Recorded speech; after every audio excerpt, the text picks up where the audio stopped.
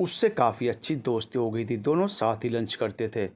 उसके जाने से एक खालीपन-सा आ जाएगा, बहुत मिस करूँगा मैं उसे।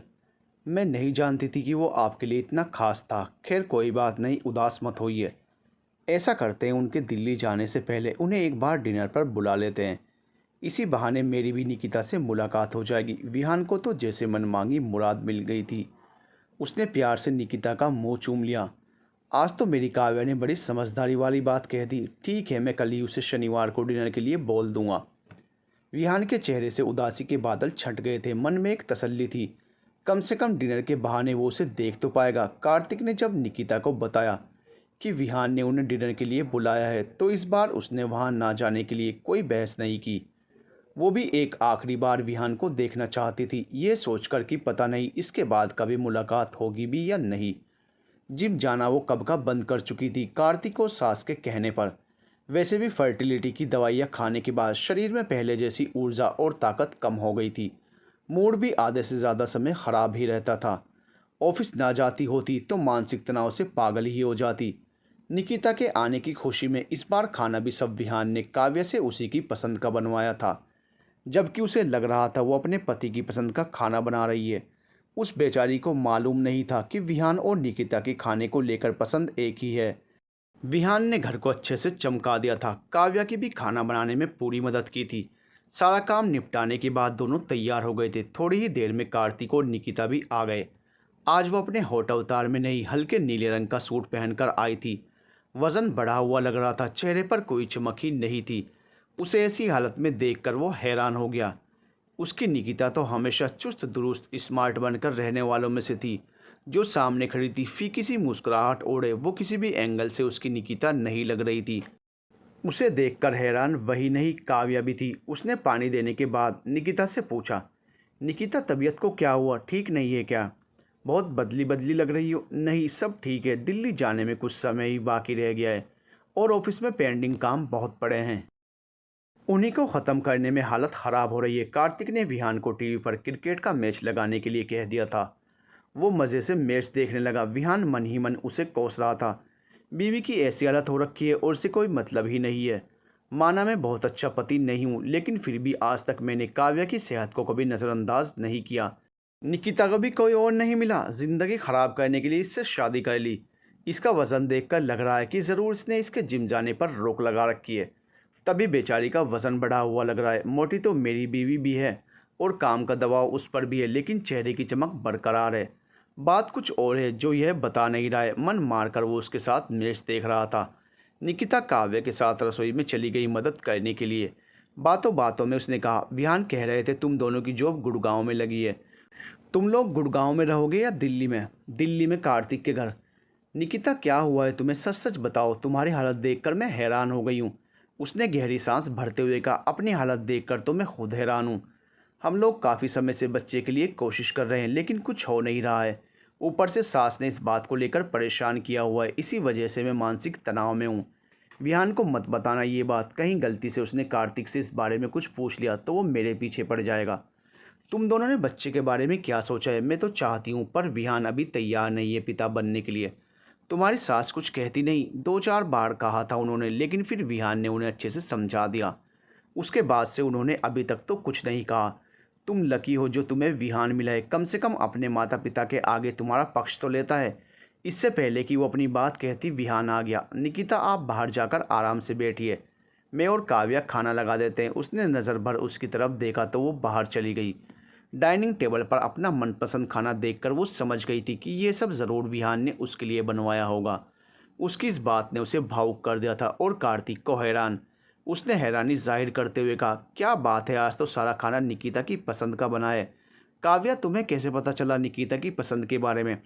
उसने मुस्कुराते हुए कहा, यह तो गजब संयोग निकला। मैंने तो विहान की पसंद का खाना बनाया था, मुझे नहीं पता था ये सब निकिता को भी पसंद है। सॉरी, आज तुम्हारा फेवरेट राजमा नहीं बना पाई। कोई बात नहीं, तुमने ये भी खाना स्वाद ही बनाया होगा। विहान थोड़ा हैरान हो गया कार्तिक और काव्या को इस तरह बात करते हुए देखकर। उनकी बातचीत को देखकर लग रहा था जैसे उनमें गहरी दोस्ती। बहुत ही सहजता नजर आ रही थी उनके बातचीत के तरीके में। कार्तिक के सामने इस तरह से कभी उसने निकिता से बात नहीं की थी। वो उससे कम ही बात करता था और वो भी आप कहकर, जबकि कार्तिक उसकी काव्य से तुम कहकर बात कर रहा था। निकिता ने इस ओर ध्यान नहीं दिया। वो विहान और काव्या की खुशहाल शादीशुदा जिंदगी की तुलना अपनी जिंदगी से कर रही थी। जुबान पर काश शब्द आते आते रुक गया था। वो लोग खाना खाकर चले गए थे और काव्या रसोई समेटने के बाद सोने की तैयारी कर रही थी कि तभी विहान ने कहा, लगता है तुम और कार्तिक काफ़ी अच्छे दोस्त बन गए हो। आज तुम दोनों एक दूसरे को तुम कहकर बात कर रहे थे। आपके कहने का मतलब क्या है विहान, साफ साफ बताइए। यही कि तुमने कभी बताया नहीं अपनी गहरी दोस्ती के बारे में। मुझे तो लगा तुम दोनों के बीच औपचारिक बातचीत होगी ऑफिस में। दोस्ती इतनी गहरी है कि तुम्हें यह भी पता है राजमा उसका फेवरेट है। तुमने तो मुझे हैरान कर दिया है काव्या। सब ठीक है ना? कहीं कोई खतरे की बात तो नहीं है ना मेरे लिए? अगर कभी किसी से प्यार हो जाए तो बता देना, मैं तुम्हारे रास्ते से खुद ब खुद हट जाऊंगा। ये सुनकर काव्या को गुस्सा आ गया। आपका दिमाग तो ठीक है, जो मन में आ रहा है वो बोले जा रहे हैं। हमारे बीच कोई गहरी दोस्ती नहीं है। वो हमारी कंपनी का प्रोजेक्ट हैंडल कर रहा है, उसकी टीम में मैं शामिल हूँ। मीटिंग्स के दौरान बात करनी पड़ती है। अब जब बार बार मुलाकात होगी काम के सिलसिले में तो इंसान सहज तो हो ही जाएगा ना एक दूसरे के साथ। कब तक औपचारिकताओं में बंधकर बात करेगा? रही राजमा की बात, तो वो तो हर दिल्ली वाले का फेवरेट है। मैंने तो आप पर शक नहीं किया। आपको कैसे पता निकिता की पसंद के बारे में? आज हर एक चीज़ उसकी पसंद की थी खाने में। मैंने कुछ कहा इस बात को लेकर? वैसे भी वो स्लिम ट्रिम फिगर वाली है। जैसी लड़कियां आपको पसंद है, क्या पता आप मेरी पीठ पीछे उससे मिलते हों। पर मैंने ऐसा कुछ कहा नहीं ना, क्योंकि मुझे आप पर भरोसा है। मुझे नहीं पता था आपकी सोच इतनी घटिया होगी। हम दोनों की खाने को लेकर पसंद एक होना लाजमी है, क्योंकि हम दोनों हेल्थ कॉन्शियस हैं। आधे से ज़्यादा जिम जाने वाले ऐसा ही खाना पसंद करते हैं। हाँ, मुझे स्लिम ट्रिम लड़कियां पसंद हैं, लेकिन इसका मतलब ये नहीं कि मैं अपना काम छोड़कर उनके आगे पीछे घूमता हूँ। मैंने तुमसे शादी दूसरी लड़कियों के पीछे पागल होने के लिए नहीं की। मेरा नाम उससे जोड़ने की ज़रूरत नहीं है। जिस दिन मुझे तुम्हें छोड़ने का मन किया तो सामने से बोल दूंगा, पीठ पीछे अफेयर नहीं करूँगा। विहान गुस्से से बाहर सोफे पर सोने चला गया। काव्या मन ही मन बड़बड़ा रही थी। गलती कर दी इन दोनों को खाने पर बुलाकर। जब भी ये लोग घर आते हैं इनकी वजह से हमारी लड़ाई हो जाती है। इतनी सी बात का इतना बड़ा तमाशा बना दिया विहान ने। पहली बार इनका ये रूप देख रही हूँ।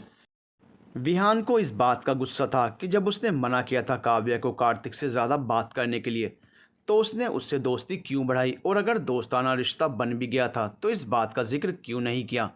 ऐसी बहुत सी बातें विहान ने भी उससे छिपाई थी। खुद गलत होते हुए भी वो काव्या पर उंगली उठा रहा था। दिमाग सिर्फ विहान का ही नहीं, कार्तिक का भी खराब था। घर आकर वो भी सोच में डूब गया था कि आखिर विहान और निकिता की पसंद खाने को लेकर इतनी एक जैसी कैसे हो गई। इससे पहले तो काव्या ने खाने में यह सब नहीं बनाया जो आज बनाया था। उसे मामला कुछ समझ नहीं आ रहा था, लेकिन इस बात को उसने ज़्यादा तोल नहीं दिया। वैसे ही उनके बीच आजकल बच्चे को लेकर तनाव की स्थिति बनी हुई थी और वो अब इस बात को लेकर झगड़ा करने के मूड में नहीं था। निकिता अपनी अलग ही सोच में डूबी हुई थी। इतने सालों बाद भी विहान को उसकी पसंद याद है, ये सोचकर वो भावुक हो रही थी। उसे ये सुनकर भी अच्छा लगा था कि वो अपने माता पिता के आगे काव्या का पक्ष लेता है और उस पर बच्चे को लेकर भी कोई दबाव नहीं है। इस समय उसे काव्या की स्थिति खुद से बेहतर लग रही थी। उसे नहीं पता था उसकी ज़िंदगी में भी कम तूफान नहीं है। विहान ने सुबह अपने लिए नाश्ता खुद बना लिया था। काव्या भी गुस्से में थी। वो बिना नाश्ता किए ही ऑफिस चली गई थी। वो उम्मीद कर रहा था वो उसे हमेशा की तरह मनाएगी, लेकिन ऐसा कुछ हुआ नहीं। दोनों में से किसी ने भी एक दूसरे को मनाने की कोशिश नहीं की और झगड़ा बढ़ता चला गया। कुछ दिन बाद विहान अपना आधार कार्ड ढूंढ रहा था जो मिल नहीं रहा था। काव्या जिम गई हुई थी, उसका बैग घर ही था। वो उसका बैग खोलकर देखने लगा, ये सोचकर कि कहीं उसका आधार कार्ड गलती से उसके बैग में तो नहीं चला गया। बैग खंगालने के बाद आधार कार्ड तो नहीं मिला, लेकिन कुछ फोल्ड किए हुए टिश्यूज़ मिल गए जिन्हें देखकर उसका पारा गुस्से से चढ़ गया। उन पर लिखा हुआ था, संता बंता के जोक के साथ अपनी मुस्कुराहट को किसी और की वजह से ज़ाया मत होने दो। You are perfect in everything. Delhi के स्पेशल राजमा खिलाने के लिए शुक्रिया। तुम बहुत अच्छी इंसान हो, हमेशा ऐसी ही रहना। पुणे से दिल्ली का ट्रेन सफ़र याद रहेगा। इस तरह के 8 नोट्स थे जिनके नीचे कार्तिक का नाम लिखा हुआ था और तारीख भी। विहान गुस्से में उसे गालियां दे रहा था। कमीना कहीं का, शर्म नहीं आती किसी और की बीवी को ऐसे नोट्स लिखते हुए। खुद की बीवी के आंसू इसने आज तक पहुँचे नहीं, दूसरे की बीवी की मुस्कुराहट को बरकरार रखने की कोशिश में लगा हुआ है। ये माजरा क्या है? पुणे से दिल्ली तक का ट्रेन का सफ़र वाला। कहीं ये दोनों एक ही डब्बे में साथ तो नहीं थे? पर दोनों ने टिकट तो अलग अलग ट्रैवल एजेंट से बुक करवाई थी। मान लिया जाए अगर ये इत्तेफाक है, तो भी काव्या ने मुझसे और इस कमीने ने निकिता से ये सच क्यों छिपाया? मैं निकिता के बारे में इसलिए फ़िक्र करता हूँ क्योंकि कभी किसी ज़माने में हमारा एक अतीत था। अगर वो सिर्फ कार्तिक की बीवी होती और हम एक दूसरे से अनजान होते तो मैं उसकी तरफ देखता तक नहीं। मैं उसके बारे में इसलिए नहीं सोचता क्योंकि उसकी सुंदरता, उसका फिगर मुझे आकर्षित करता है। मैंने कभी उससे प्यार किया था, उससे शादी करना चाहता था। यही एक वजह है मेरे जहन में उसके रहने की। अतीत को मिटाया नहीं जा सकता, सिर्फ भुलाया जा सकता है। और मैं कोशिश कर रहा था। मैंने कभी अपनी सीमा नहीं लांगी। इस शादी को ना चाहते हुए पूरी शिद्दत से निभाने की कोशिश की है। काव्या और कार्तिक मिलकर मुझे ऐसा धोखा देंगे, मैंने सोचा नहीं था। मेरा नाम भी विहान है काव्या। इस धोखे का जवाब तुम्हें समय आने पर दूंगा। मैंने तुम्हें अपनी किस्मत समझकर स्वीकार कर लिया था। मुझे उम्मीद नहीं थी कि तुम ऐसा कुछ करोगी। तुम्हारे लिए मैंने खुद को बदलने तक की कोशिश की। कितना गलत था मैं। मुझे लगता था चाहे जैसी भी है काव्या, पर वो मेरी है। मैं गलत हो सकता हूँ पर वो कभी गलत नहीं हो सकती। आज तुमने मुझे सच में हमारे रिश्ते के बारे में सोचने के लिए मजबूर कर दिया है। उसने उन सारे नोट्स की फ़ोटो खींचकर मोबाइल में रख ली थी। फिर उसने काव्या का ईमेल चेक किया और पुणे दिल्ली वाले ट्रेन की टिकट की मेल की एक कॉपी अपने अकाउंट में भेज दी, और एक निकिता की ईमेल आईडी पर उन नोट्स की तस्वीरों के साथ। मैसेज में लिखा, यह नोट्स कार्तिक ने काव्या को लिखे थे। शायद ये तब लिखे होंगे जब वो मीटिंग्स के लिए उसके ऑफिस जा रहा था।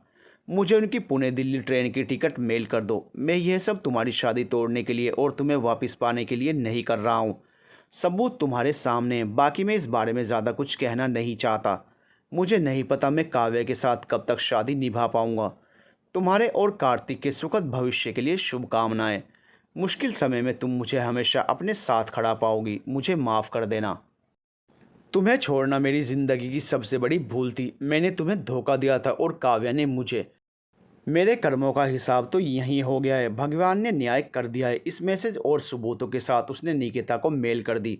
विहान मन ही मन सोच रहा था, मैं लाख बुरा सही लेकिन इतना तो बुरा नहीं हूँ जो किसी और की बीवी पर लाइन मारूं। मेरी भी लड़कियां कलीग्स रही हैं, लेकिन मैंने आज तक किसी को ऐसे नोट्स लिखकर नहीं दिए।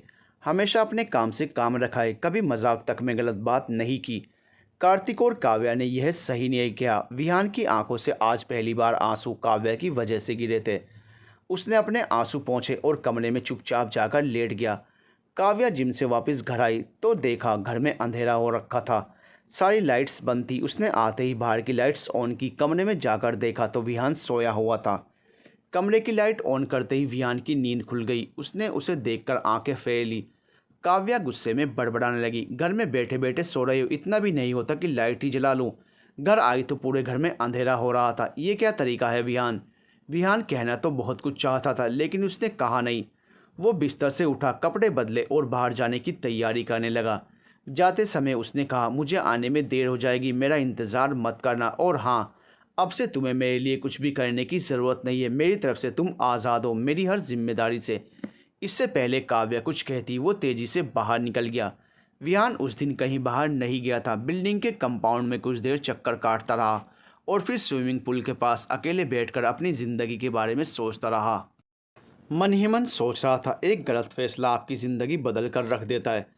निकिता को छोड़कर कितनी बड़ी गलती की। उसके साथ शादी की होती तो ज़िंदगी आज इतनी मुश्किल नहीं होती जितनी काव्या से शादी करने के बाद हो चुकी है। माँ बाप ने इमोशनल ब्लैकमेल करके मुझे अपना फ़ैसला बदलने पर मजबूर कर दिया। खैर, मैं खुद भी डर गया था कि उनके बिना अकेले ज़िंदगी कैसे जी पाऊँगा। ऊपर से काव्या से शादी करने के पीछे पड़ गए जबकि मैं उससे शादी के लिए तैयार नहीं था। क्या मिला इस शादी से, कुछ भी नहीं। दिल ने कहा, ऐसा तो मत बोल विहान, काव्या इतनी बुरी भी नहीं है। बुरी नहीं है इसलिए तो शादी निभा रहा था। उसकी और कार्तिक की प्रेम कहानी के सबूत देखने के बाद उसके साथ, वाह किस्मत, एक घर में सांस लेना भी मुश्किल हो रहा है। अपने बारे में क्या ख्याल है। जब तू निकिता से मिलने के बहाने जिम जाता था, उसके आगे पीछे घूम रहा था। मेरे उसके आगे पीछे घूमने की एक ही वजह थी, हमारा अतीत। पति के गलत होने का ये मतलब नहीं कि पत्नी को लाइसेंस मिल गया बेवफाई करने का। काव्या का प्यार कार्तिक के लिखे हुए नोट्स के आगे उसे झूठा लगने लगा था। वो इस समय इतना परेशान था कि लड़ना झगड़ना तो दूर की बात है।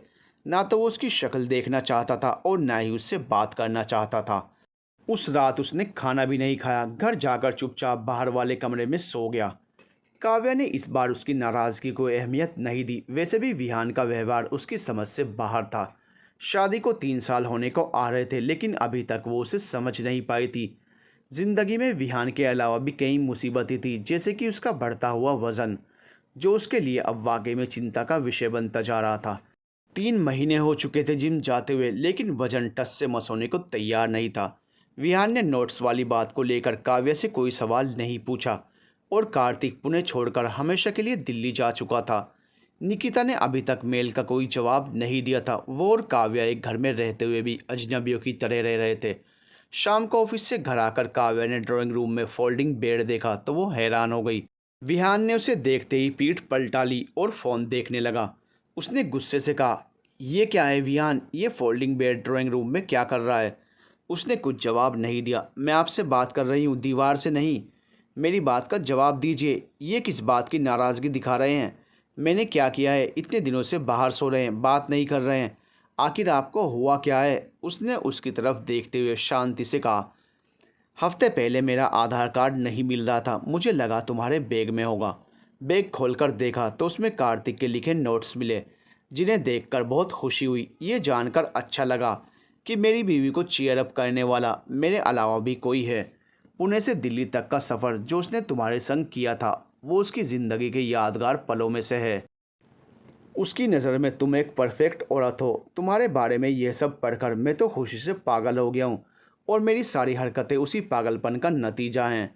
मुझे तुमसे कोई शिकायत नहीं है काव्या। तुमने उसके नोट्स इतने प्यार से संभाल कर बैग में रखे हुए थे, इस बात ने मुझे बहुत भावुक कर दिया। पहले उसके द्वारा बनाया गया स्केच, फिर उसके लिखे नोट्स, तुम्हारा मुझसे ये बात छिपाना कि तुम दोनों ट्रेन में एक ही डब्बे में साथ थे, इन सभी बातों ने मुझे बेहद प्रभावित कर दिया है। मैं खुश हूँ कि तुम्हें अपना कदरदान नया दोस्त मिल गया है। हम दोनों तो कभी दोस्त बन ही नहीं पाए। जो कमी मैं पूरी नहीं कर सका वो कार्तिक ने पूरी कर दी। तुमने बीवी होने का और उसने दोस्त होने का अच्छा फ़र्ज़ निभाया है। खैर, मुझे तुम दोनों से कोई शिकायत नहीं। मैं इस बात को लेकर झगड़ा नहीं चाहता और ना ही तुम्हारे चरित्र पर उंगली उठाना चाहता हूँ। हर किसी को अपनी ज़िंदगी अपनी तरह से जीने का हक है। तुम अपनी ज़िंदगी अपनी मर्ज़ी से जियो और मुझे अपनी मर्ज़ी से जीने दो।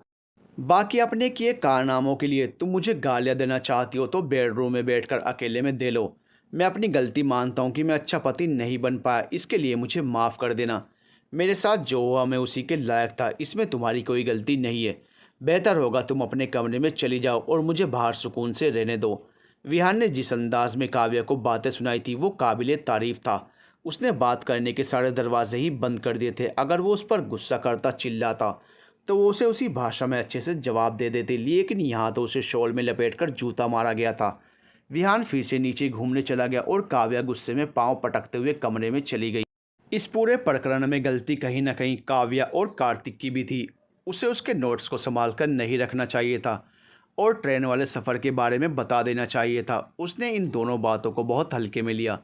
पति पत्नी का रिश्ता कहने को तो 7 जन्मों का होता है, लेकिन वास्तविकता में एक ही जन्म ठीक से निभ जाए काफ़ी है। एक ज़रा सी गलतफहमी रिश्ते में दरार पैदा कर सकती है। अब आते हैं कार्तिक पर।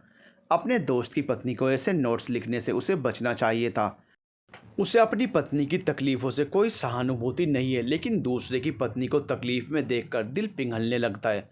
अगर उसे निकिता और विहान के सच के बारे में पता चल जाए तो वो भी ऐसी ही प्रतिक्रिया देगा, या हो सकता है इससे भी बुरी दे। पुरुष पुरुष ही होता है, फिर वो चाहे कोई भी हो। अपनी गलती हर किसी को छोटी और दूसरे की बड़ी लगती है। चाहे दोनों ये कहें कि उनके मन में एक दूसरे के लिए कोई गलत बात नहीं है, लेकिन दोनों की ये हरकतें इस बात की ओर इशारा करती हैं कि कॉन्शियस लेवल पर नहीं, पर सबकॉन्शियस लेवल पर हो सकता है दोनों के मन में एक दूसरे के लिए भावनाएं हों। एक बात सुनी थी कहीं, चोरी तो सभी करते हैं, लेकिन जो पकड़ा जाता है चोर वही कहलाता है। काव्या सही होते हुए भी अपनी एक छोटी सी गलती की वजह से शक के दायरे में आ गई थी। विहान गलत होकर भी सही था और वो सही होकर भी गलत। काव्या के लिए विहान का व्यवहार असहनीय होता जा रहा था। उसने कई बार समझाने की कोशिश भी की, लेकिन वो कुछ सुनने के लिए तैयार ही नहीं था।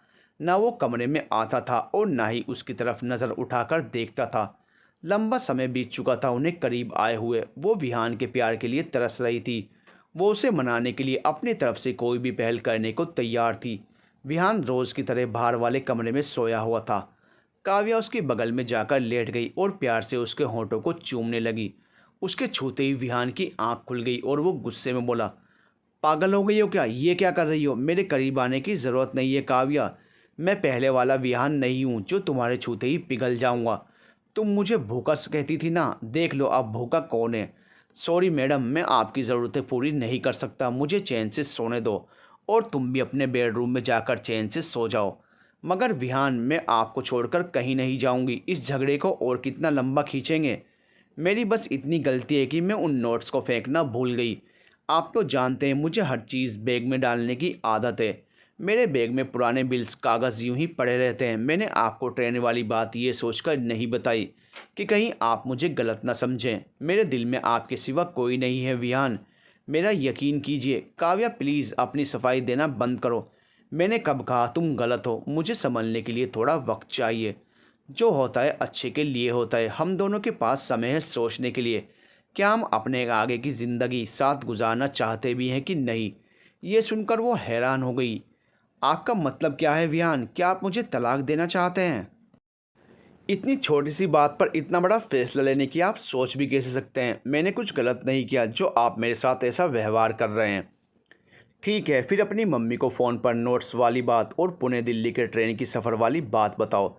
अगर सारी बातें सुनने के बाद उन्होंने कहा कि तुम ठीक हो और विहान गलत, तो मैं तुम्हारे पैरों में गिरकर माफ़ी मांगने के लिए तैयार हूँ। तुम्हारी इन हरकतों की वजह से दिल मेरा टूटा है। हर्ट मैं हुआ हूँ, ना कि तुम। कल को मेरे बैग से तुम्हें निकिता के लिखे नोट्स मिलते तो तुम्हारी क्या प्रतिक्रिया होती?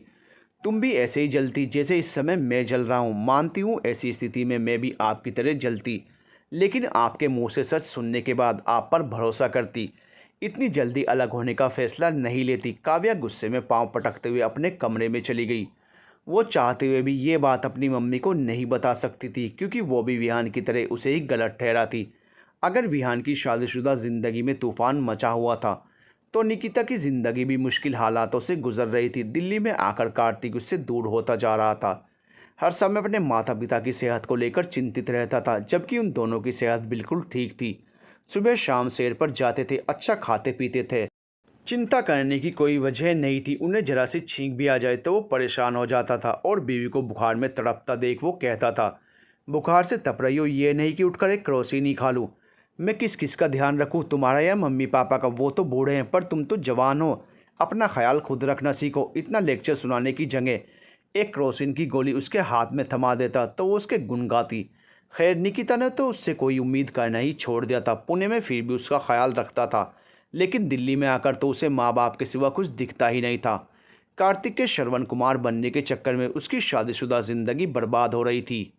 वैसे तो निकिता पर घर के काम का बोझ नहीं था। कार्तिक ने वादे के मुताबिक खाना बनाने वाली दीदी को रख लिया था, पर सासू माँ बीच बीच में बात सुनाती ही रहती थी। शाम को सब बैठकर एक साथ चाय पी रहे थे। बातों बातों में बोली, मिसेस शर्मा आज पार्क में अपनी बहू ज्योति की बहुत तारीफ कर रही थी। ज्योति घर और ऑफिस के साथ साथ उनकी और बच्चों की जिम्मेदारी भी बखूबी संभालती है। बड़ी अच्छी लड़की है, हमेशा हंसती मुस्कुराती हुई मिलती है। निकिता जानती थी इस बात का जिक्र उसे सुनाने के लिए किया गया है। उसने कार्तिक की तरफ देखा, यह देखने के लिए कि वो क्या जवाब देता है, लेकिन हमेशा की तरह उसने बात को नज़रअंदाज कर दिया। सास के दबाव बनाने की वजह से उसने आईवीएफ का ट्रीटमेंट लेना शुरू कर दिया था। इंजेक्शन्स और दवाइयों की वजह से उसकी तबीयत ख़राब रहने लगी थी, साथ में वज़न भी बढ़ने लगा था। इस ट्रीटमेंट के दौरान वो अपने मायके चली गई थी आराम करने के लिए। उसे मानसिक सुकून चाहिए था, जो ससुराल में मिलना मुश्किल था। कार्तिक हफ्ते में एक बार मिलने आता था और खाना खाकर चला जाता था।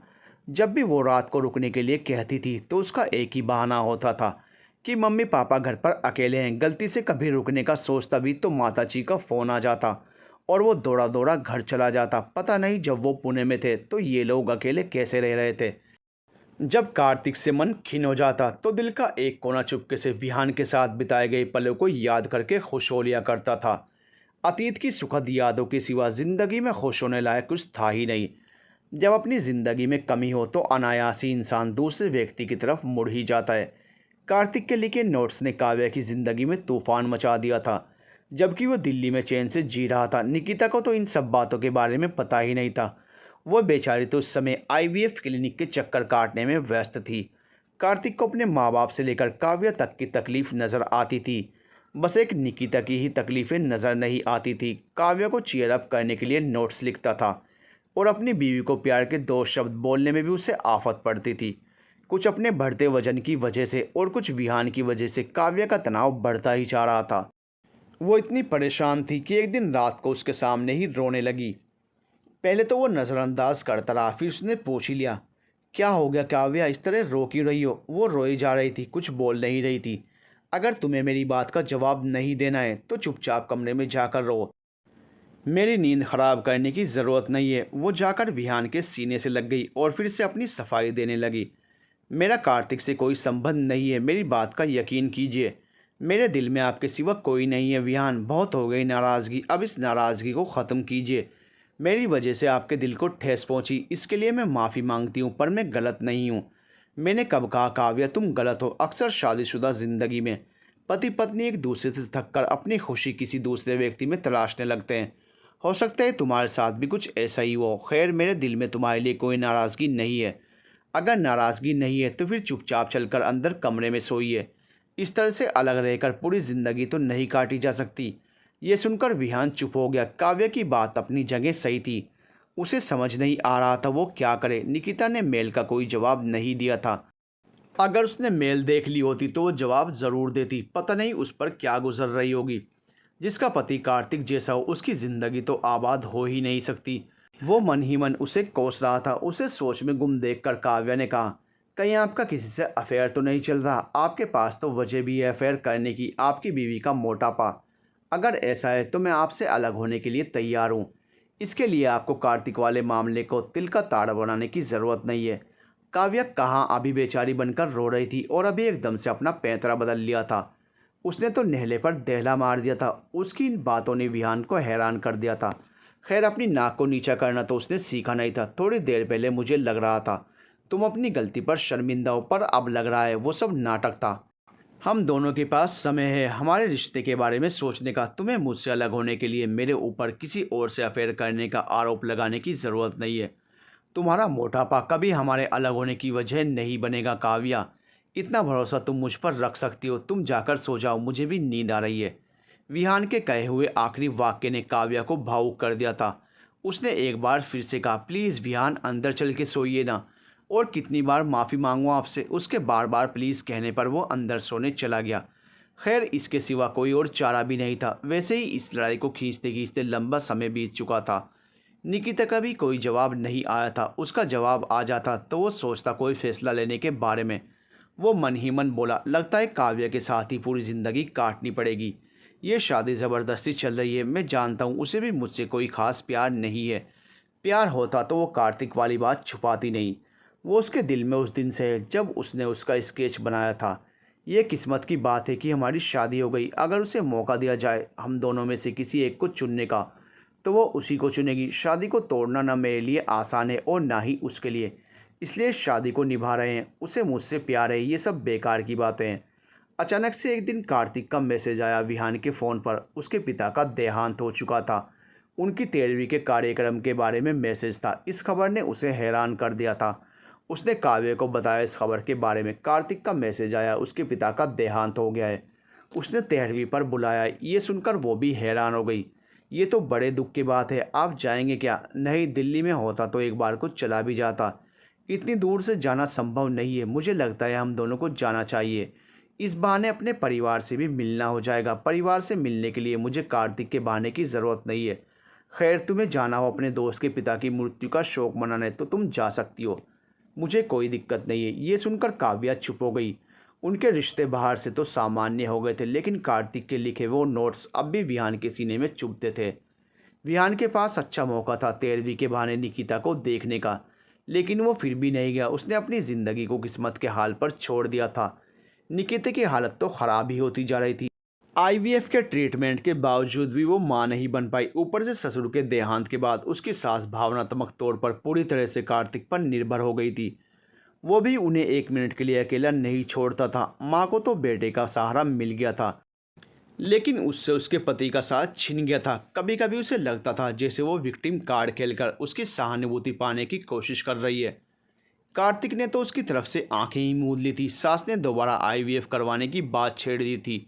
उनका कहना था कि हो सकता है कार्तिक के होने वाले बेटे के रूप में उसके ससुर वापिस आ जाएं। पर अब निकिता अपने शरीर को और तकलीफ देने के मूड में नहीं थी। वैसे भी उनकी शादी में प्यार कहीं खोसा गया था।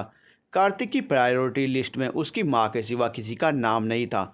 अगर दूसरी बार भी आईवीएफ फेल हो गया तो वो इस शारीरिक और मानसिक तनाव से अब दोबारा नहीं गुजरना चाहती थी।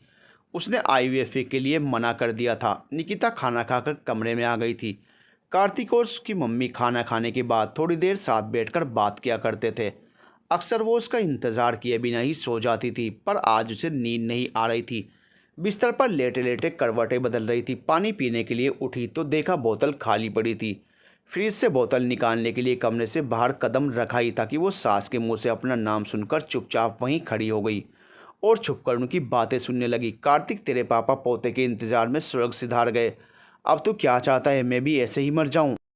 तू समझाता क्यों नहीं है निकिता को? लोग 10-10 बार आईवीएफ करवा कर भी हार नहीं मानते और इसने एक ही बार में हाथ जोड़ लिए हैं। तुझे बच्चा नहीं चाहिए क्या? मम्मी, निकिता को मैंने समझाया था, अब नहीं मान रही तो मैं क्या करूं? आप इन बातों की वजह से टेंशन मत लीजिए। मैंने मान लिया है कि मेरे नसीब में बच्चा नहीं है। आप भी इस बात को स्वीकार कर लीजिए। कैसे स्वीकार कर लूँ इस बात को? तू मेरा इकलौता बेटा है। तेरे बाद तेरा नाम लेने वाला कोई होना चाहिए, है कि नहीं? मैं बच्चा गोद ले लूँगा। मैं नहीं चाहता निकिता अब और कोई तकलीफ़ झेले। पागल हो गया है क्या? अपनी औलाद अपनी होती है। मैं किसी अनाथ बच्चे को अपने ख़ानदान का नाम नहीं दूंगी। पता नहीं किसका खून होगा। बीवी की फ़िक्र है लेकिन माँ की फ़िक्र नहीं है। निकिता नौकरी करने के अलावा करती क्या है? उसे घर संभालना तक नहीं आता। एक बच्चे की उम्मीद की थी उससे, लेकिन उससे वो भी नहीं हो रहा। क्या फ़ायदा ऐसी बीवी का जो तुझे औलाद का सुख भी नहीं दे सकती? काश इससे तेरी शादी नहीं हुई होती। उसे आईवीएफ के लिए समझा। मैं तेरे बच्चे देखे बिना मरना नहीं चाहती। अपनी माँ को रोता हुआ देख वो उन्हें समझाने लगा, लेकिन वो कुछ सुनने के लिए तैयार ही नहीं थी। सास के विचार सुनकर जहाँ निकिता को गहरा धक्का लगा था, वहीं कार्तिक का उसका पक्ष लेना उसे अच्छा भी लगा। उनकी बातें सुनकर प्यास मर सी गई थी। वो तकिए में मुँह छिपाकर रोने लगी। वो मन ही मन सोच रही थी कि औरतें एक दूसरे को समझने की बजाय तकलीफ़ क्यों देती हैं। बच्चे के लिए हर संभव कोशिश की, अब किस्मत में नहीं है तो क्या अपनी जान दे दूं? आज नहीं तो कल यह कार्तिक को मुझसे दूर करके रहेंगी। कुछ देर बाद वो अंदर आया तो देखा निकिता रो रही थी। वो समझ गया था उसने उनकी बातचीत सुन ली है। निकिता, इसमें इतना रोने की क्या बात है? उधर मम्मी रो रही हैं और इधर तुम। उनकी बातों को दिल से लगाने की ज़रूरत नहीं है। रोना बंद करो और शांति से सो जाओ। मुझे नहीं लगता उनके रहते कभी मुझे शांति मिलेगी इस घर में। हमारी अच्छी खासी शादीशुदा ज़िंदगी इन्होंने बर्बाद करके रख दी है। बेटा गोद लेना चाहता है बच्चा तो उसमें भी रोड़े अटकाने में लगी हुई हैं। जब देखो घूम फिरकर बच्चे की बात पर उनकी सुई अटक जाती है। बकवास बंद करो निकिता, वो मेरी माँ हैं। माना थोड़ी पुराने विचारों की हैं। खैर जो भी वो मेरा भला चाहती हैं। दादी बनने की ख्वाहिश रखना जुर्म है क्या? एक बार दोबारा आईवीएफ करवा कर देख लेते हैं। उन्होंने कहा है अगर फिर से असफल हो गया तो वो बच्चा गोद लेने के लिए मना नहीं करेंगी। कार्तिक की बातें उसे हैरान कर रही थी। उसने गुस्से में जवाब दिया, मैं दूसरी बार आईवीएफ करवाने के लिए तैयार नहीं हूँ। ये बात तुम भी अच्छे से समझ लो और उन्हें भी समझा देना। मैं अपने शरीर को और तकलीफ़ नहीं दे सकती। किस तकलीफ़ की बात कर रही हो? 3 महीने तुम अपनी मम्मी के घर रहकर आराम कर रही थी। आईवीएफ का सारा खर्चा मैंने किया था। अगर मैं बच्चा पैदा कर सकता तो खुद कर लेता, तुम्हारे आगे हाथ नहीं जोड़ता। पता नहीं कैसी औरत हो तुम जो तुम्हारे अंदर माँ बनने की ख्वाहिश ही नहीं है। लोग क्या क्या नहीं करते माँ बनने के लिए, और तुम हो कि एक ही बार में हार मानकर बैठ गई हो। शर्म आनी चाहिए तुम्हें कार्तिक अपने आप पर। तुम्हें सिर्फ बच्चा चाहिए, मैं नहीं। ऐसा लग रहा है जैसे तुमने मुझसे शादी सिर्फ बच्चे के लिए की हो। तुम्हारी माँ की वजह से हमारी शादीशुदा ज़िंदगी बर्बाद हो रही है। ये तुम्हें नज़र क्यों नहीं आता? ऐसे आदमी का बच्चा पैदा करने के लिए मैं अपने शरीर को क्यों तकलीफ़ दूँ जिसे मुझसे प्यार ही नहीं है? मुझे ऐसा लगता ही नहीं जैसे ये मेरा घर हो। तुम और तुम्हारी माँ एक परिवार लगते हैं और मैं अलग। अब चाहे जो भी हो जाए मैं आईवीएफ नहीं करवाऊंगी। तुम्हें जो कहना है कह लो। निकिता अभी भी अपनी बात पर कायम थी।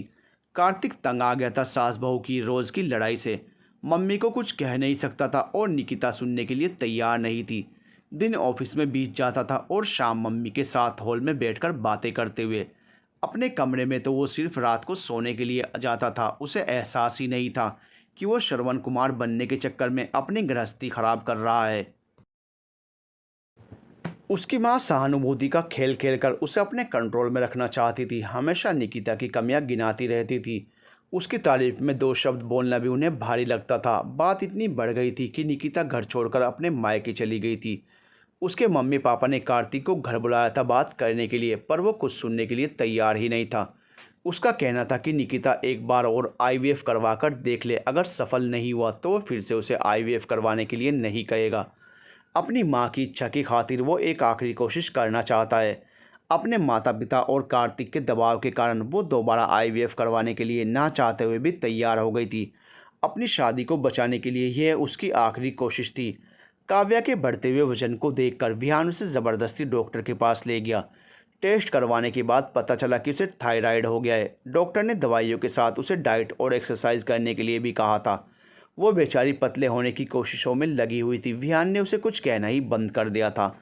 काव्या जिस प्यार से पहले चिढ़ती थी, आज उसी के लिए तरसती थी। विहान के व्यवहार में पहले एक अपनापन था। वो उसके करीब आने के लिए हमेशा तैयार रहता था। पर अब हफ्तों बीत जाते थे करीब आए हुए। विहान ने उसे वजन के लिए भी टोकना बंद कर दिया था। ज़िंदगी में जब कुछ मिलता है तो हमें उससे शिकायत रहती है, और जब वो दूर हो जाता है तो हम उसके लिए तरसते हैं। ऐसा ही कुछ इन चारों की ज़िंदगी में भी हो रहा था। सबको अपनी अपनी ज़िंदगी से शिकायतें थी, जिसका हल उनमें से किसी के पास नहीं था। दूसरी बार आईवीएफ के दर्द से गुजर रही थी, वो भी सिर्फ अपनी शादी को बचाने की खातिर। सोचा नहीं था कभी ज़िंदगी में ऐसा दिन भी आएगा। शुरू शुरू में कार्तिक का साथ पाकर उसकी विहान से जितनी भी शिकायतें थी वो ख़त्म हो गई थी। वो उसके साथ खुश थी। खैर, अभी भी खुशी होती अगर उसकी मम्मी बीच में पॉलिटिक्स नहीं खेलती तो। कार्तिक दिल का अच्छा इंसान था। उसने वैसे भी उसे कभी कोई तकलीफ़ नहीं दी, लेकिन अपनी माँ के प्रति अंधभक्ति ने उसकी सोचने समझने की शक्ति ख़त्म कर दी थी। अब माँ चाहे जैसी भी थी, वो उन्हें उम्र के इस पड़ाव पर छोड़ नहीं सकता था। हाँ, पर समझा ज़रूर सकता था, लेकिन समझाया भी तो उसे जाता है जो समझना चाहे। जो समझना ही ना चाहे उसे कौन समझाने की ज़रूरत कर सकता है। जिन माँओं को अपने बेटों से अत्यधिक प्रेम होता है और जो उस प्रेम को बांटना नहीं चाहती, उन्हें अपने बेटों की शादी नहीं करनी चाहिए। खैर, इतनी तकलीफ़ें सहने के बावजूद निकिता का आईवीएफ का ट्रीटमेंट दोबारा फेल हो गया था। वो माँ बनने की जंग हार चुकी थी। उसमें अब तीसरी बार आईवीएफ करवाने की हिम्मत नहीं थी। कार्तिक के घर में मातम का माहौल था। माताजी अपने बेटे को बेऔलाद देखकर आंसू बहा रही थी और दबी जुबान में निकिता को गालियां दे रही थी। वो भी यह सोचकर दुखी था कि वो कभी पिता नहीं बन पाएगा। निकिता इस दुख में अकेली थी। सबको बच्चे के ना ठहरने का दुख था, लेकिन किसी को यह एहसास नहीं था कि निकिता के दिल पर क्या गुजर रही होगी।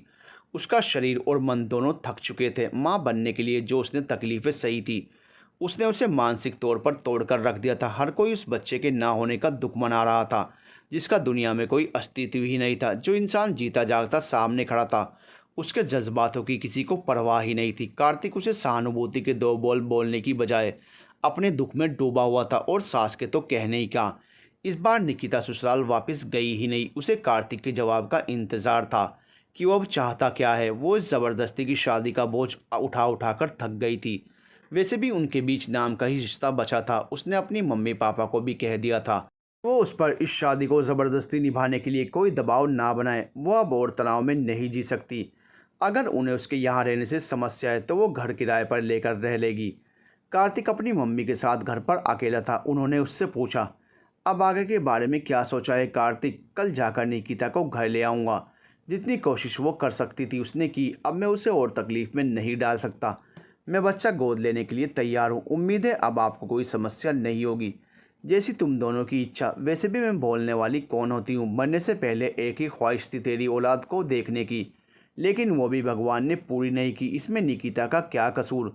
उस बेचारी ने तो पूरी कोशिश की थी। उसे ले आ, उसके बिना घर काटने को दौड़ता है।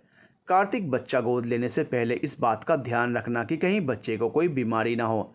इन बच्चों के माँ बाप का तो कुछ अता पता होता नहीं है, अधिकतर कचरे के ढेर में से मिलते हैं। परसों नीचे पार्क में मिसेस शर्मा बता रही थी कि उनके किसी दूर के रिश्तेदार ने लड़की गोद ली। बाद में पता चला कि वो एचआईवी से संक्रमित है और दिल में छेद भी है। उनका कहना था कि दिल का तो चलो ऑपरेशन करवा लेंगे, लेकिन एचआईवी का क्या करेंगे? ये तो बहुत ही खतरनाक बीमारी है। उन लोगों ने वो बच्चा अनाथ आश्रम को वापस कर दिया। अब सरोगेसी के लिए कोशिश कर रहे हैं। आजकल की लड़कियां करियर और अपने सुंदर शरीर के पीछे पागल हैं। उसी वजह से माँ बनना टालती रहती हैं, और जब माँ बनने का मुहूर्त निकालती हैं तब तक समय हाथ से निकल जाता है। खैर छोड़ो, जो होना था हो गया। कल निकिता को जाकर उसके मायके से ले आना, वरना लोग बातें बनाएंगे। वैसे बातें तो लोग अब भी बना ही रहे हैं। वो अपना काम पूरा कर चुकी थी। कार्तिक के दिमाग में एचआईवी का वायरस डाल चुकी थी। ये बात सुनकर वो थोड़ा डर गया था। अगले दिन जाकर वो निकिता को घर से ले आया। शाम को कई बार सोचता ऑफिस से आकर निकिता के साथ बात करने के बारे में, लेकिन माताजी किसी न किसी बहाने बाहर बैठा ही लेती। रात को खाना खाने के बाद वो उसे पाँव दबवाने के लिए रोक लेती थी। ज़रा सा उनके ऊपर ध्यान न दो तो रोने लगती थी। बार बार एक ही बात कहती थी, तेरे पापा के जाने के बाद मैं अकेली हो गई हूँ, काश मैं भी उनके साथ ऊपर चली जाती। यह सुनकर निकिता मन ही मन कहती थी, काश ऐसा हो जाता तो दोनों की ज़िंदगी खुशियों से भर जाती। उन्हें पापा जी का साथ मिल जाता और मुझे मेरा कार्तिक मिल जाता। रात को माँ को सुलाकर कार्तिक अंदर आया तो निकिता ने बात छेड़ दी, क्या पूरी ज़िंदगी माँ की खिदमत में लगे रहने का इरादा है? तुम्हारी बीवी की भी तुमसे कुछ उम्मीदें हैं। क्या करूं, उन्हें इस हाल में अकेला छोड़ दूं?